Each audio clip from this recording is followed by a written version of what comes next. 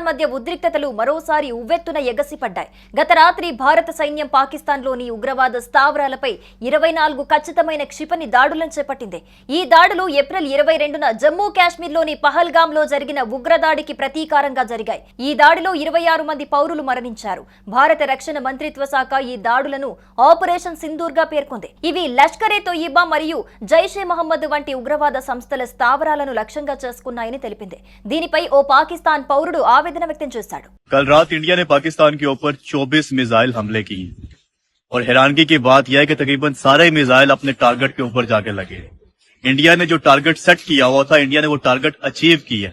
और इससे बढ़ के हैरानगी की बात यह है कि पाकिस्तान का दिफाई निजाम, हमारा डिफेंस सिस्टम एक भी मिसाइल को इंटरसेप्ट नहीं करता।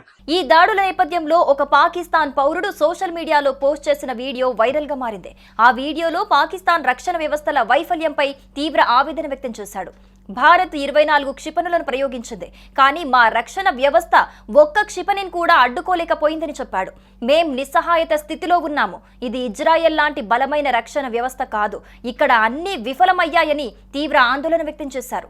ఈ వీడియో పాకిస్తాన్ పౌరులలో వ్యాప్తి చెందుతున్న భయం, నిరాశను ప్రతిబింబిస్తోంది. एक भी मिसाइल को हम रोक नहीं सके, सारे हमले हम रोकने में नाकाम रहे। एग्जैक्ट जो इंडिया ने टारगेट अचीव करना था वो अचीव किया है। वो जो कहते हैं ना कि इंडिया ने घुस के मारना था, इंडिया ने वाकई घुस के मारा और हम उसके मिसाइलों को रोक नहीं सके। ये हकीकत है। अब इसको आप ये मत कहें कि जी आप इंडिया की तारीफ कर रहे हैं, ये कर रहे हैं, वो कर रहे हैं। भाई जो हकीकत है वो हकीकत है।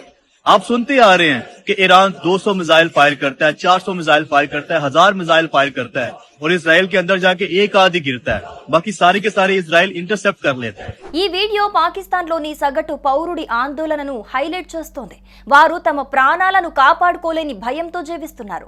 భారత యుద్ధ తంత్రాలు ఈ దాడుల ద్వారా దాని సాంకేతిక ఆధిపత్యాన్ని, ఖచ్చితమైన లక్ష్య సామర్థ్యాన్ని ప్రదర్శించాయి. రఫేల్ ఫైటర్ జెట్లు, స్కాల్ప్ క్రూయిజ్ క్షిపణులను ఉపయోగించినట్లు నివేదికలు సూచిస్తున్నాయి. ఇవి ఉగ్రవాద స్థావరాలను నాశనం చేయటంలో అసాధారణ విజయాన్ని సాధించాయి. ఈ క్రమంలోనే పాకిస్తాన్ డిఫెన్స్ మినిస్టర్ ఖవాజా ఆసిఫ్ తమ air dome system Bharat missiles ను పేల్చేసిందని మీడియాతో చెప్పిన వీడియోపై ట్రోల్స్ వస్తున్నాయి.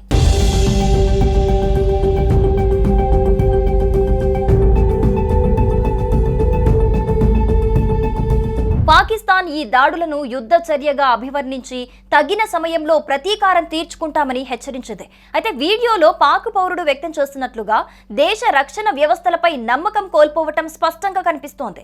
భారత్ మా సైనిక స్థావరాలను లక్ష్యంగా చేసుకోకపోవటం మంచిది, లేకపోతే పరిస్థితి మరింత దిగజారేదని తీవ్ర అసంతృప్తి వ్యక్తం చేశారు. ఈ ఘటన ప్రపంచవ్యాప్తంగా ఆందోళనలు రేకెత్తించింది. సోషల్ మీడియాలో వైరల్ అయిన ఈ వీడియో పాకిస్తాన్ పౌరుల భయాందోళనలు బహిర్గతం చేస్తోంది. అదే సమయంలో భారత్ యొక్క సైనిక సామర్థ్యం, వ్యూహాత్మక దాడులు ప్రపంచ దృష్టిని ఆకర్షించాయి.